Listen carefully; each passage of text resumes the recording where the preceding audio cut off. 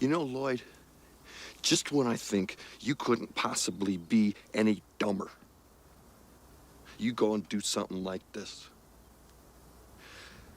And totally redeem yourself!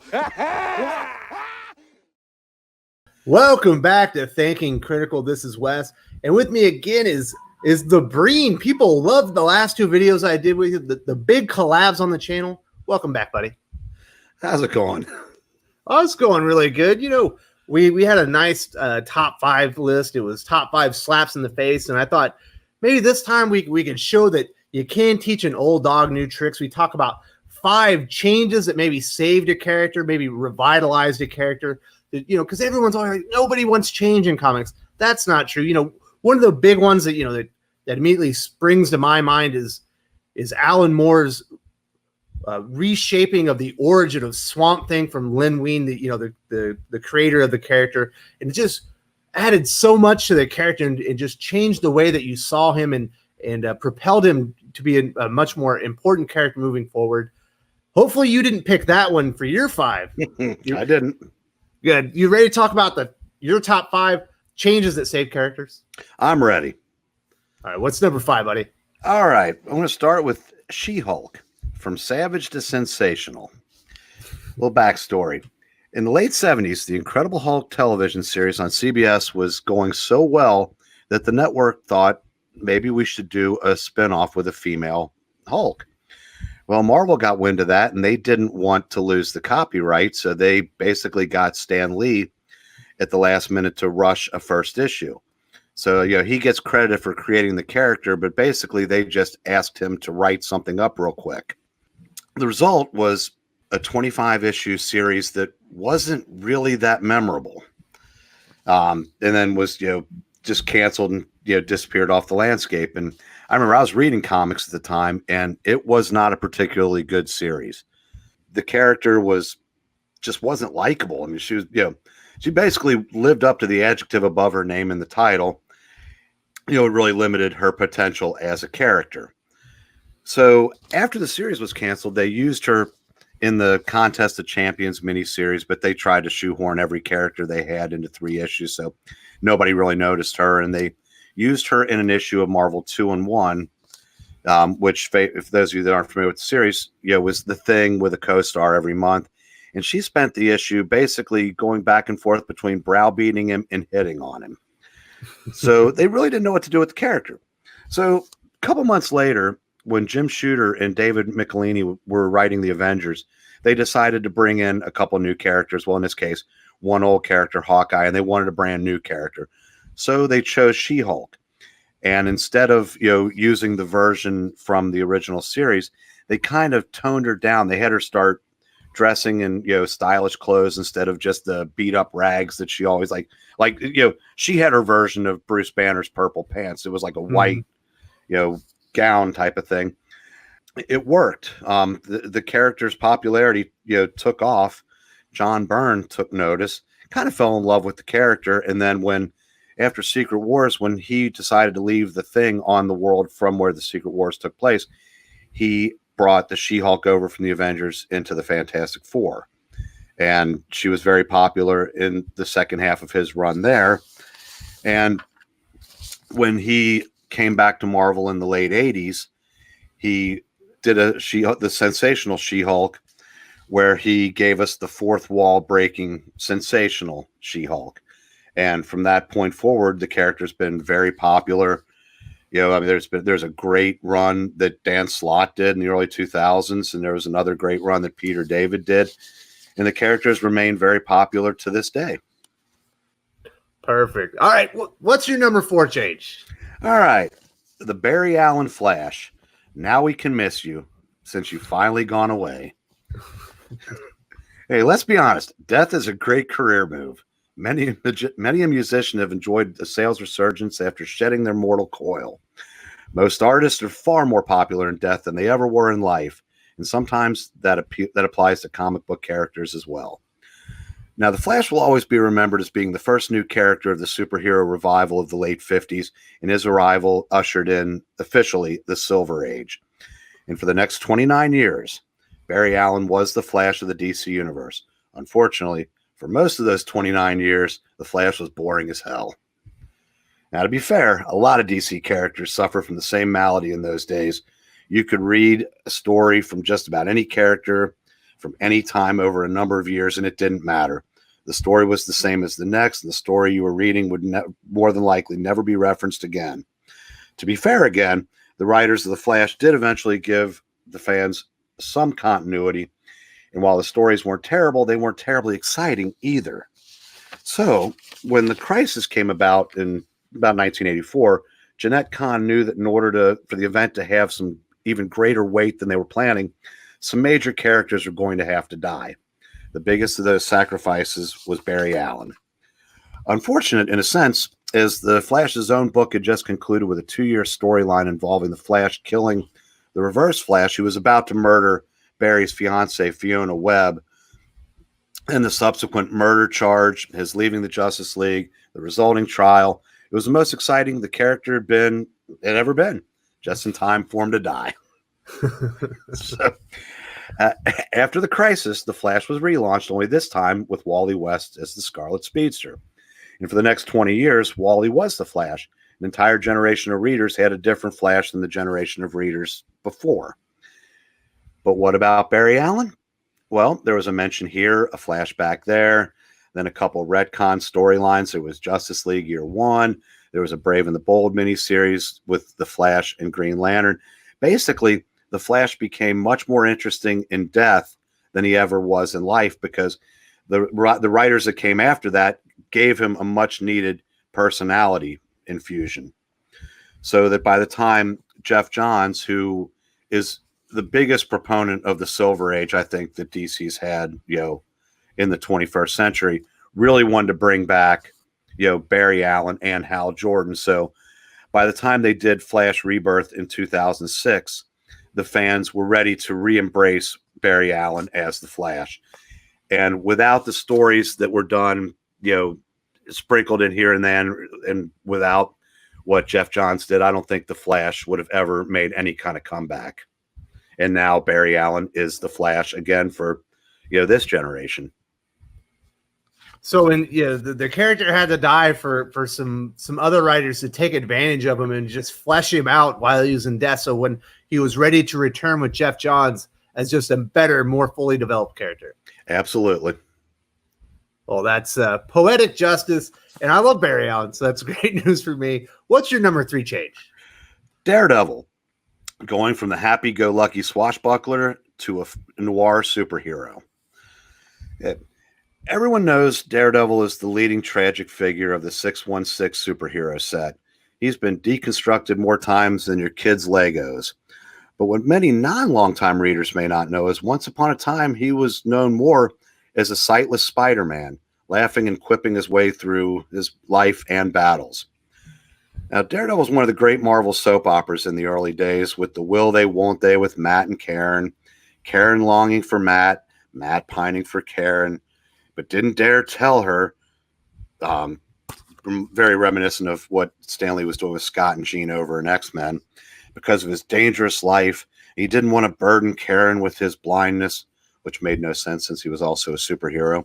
It even went to the point to where he created his own twin brother, Mike, to out as Daredevil so he could, and then he basically became jealous of himself, because when Karen started showing interest in Mike, then you had poor Foggy, who was in love with Karen too and had zero shot at her.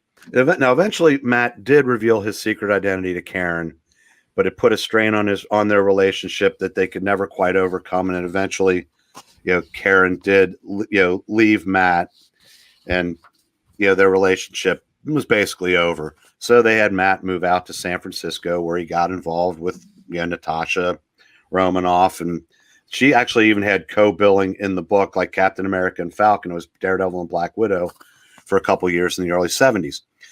Now, Daredevil was actually a really good book through the years. And I mean, the list of writers on it, included Stan Lee, Roy Thomas, Steve Gerber, Jerry Conway, and Marv Wolfman.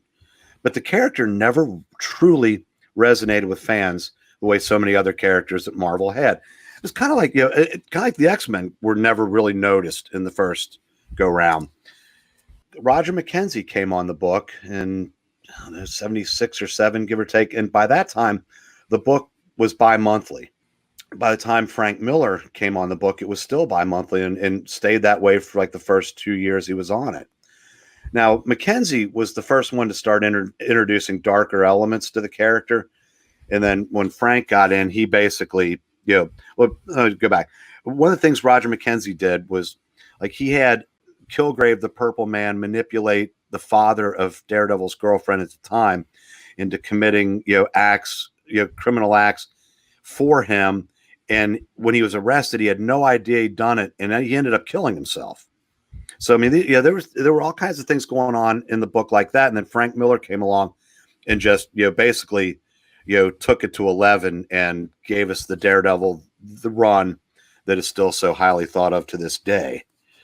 And, a lot of writers since Frank Miller have, attempted to replicate what he's done.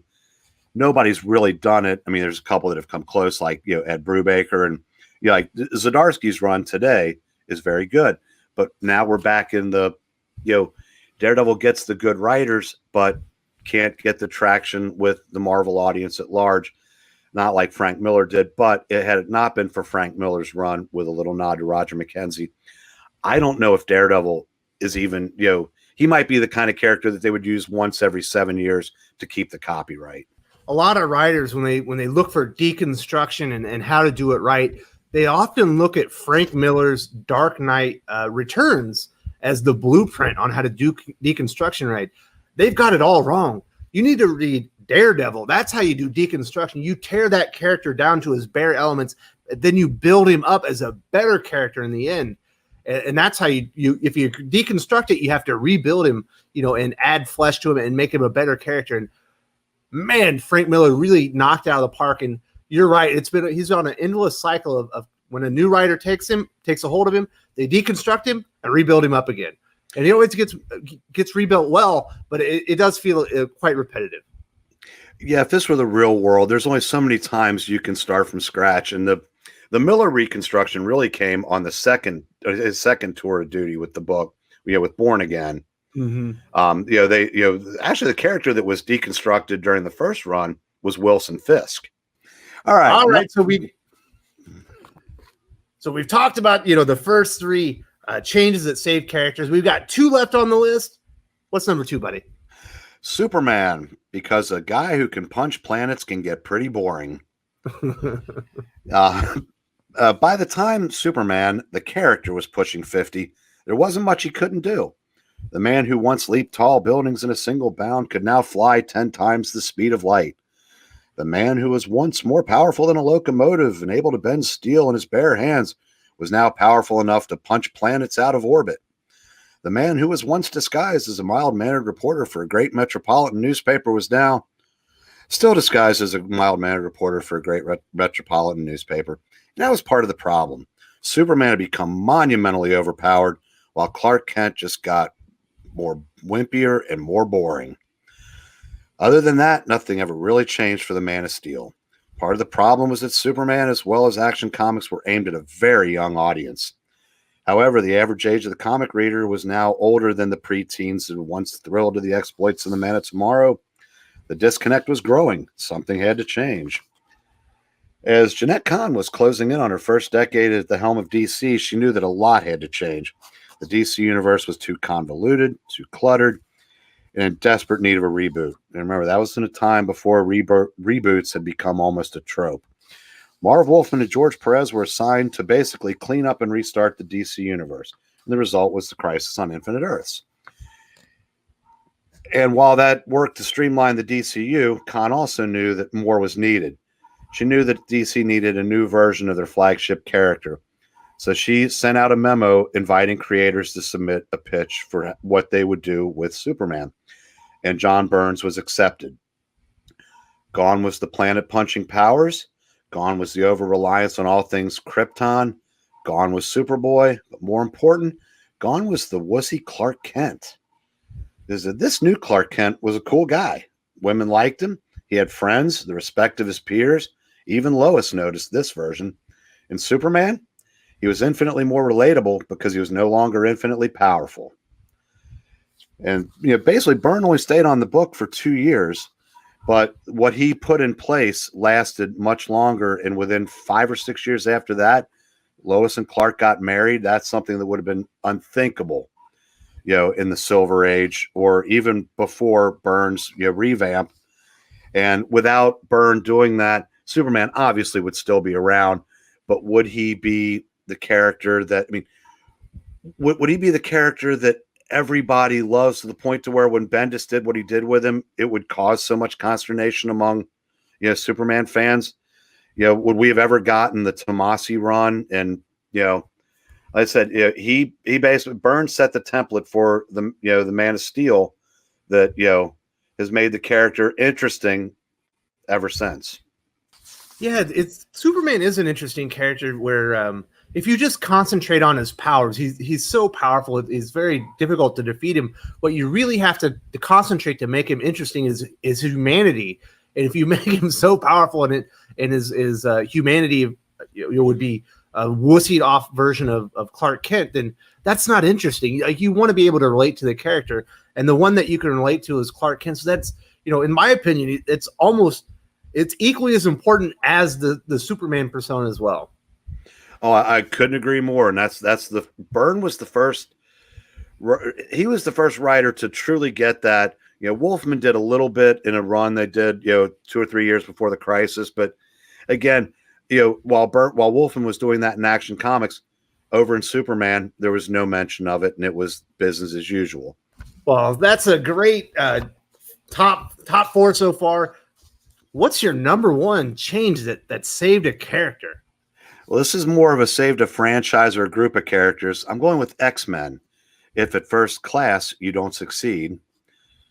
So one of the things I've noticed when talking to a lot of X-Men fans is their complete dismissal of everything that came before Giant Size X-Men #1.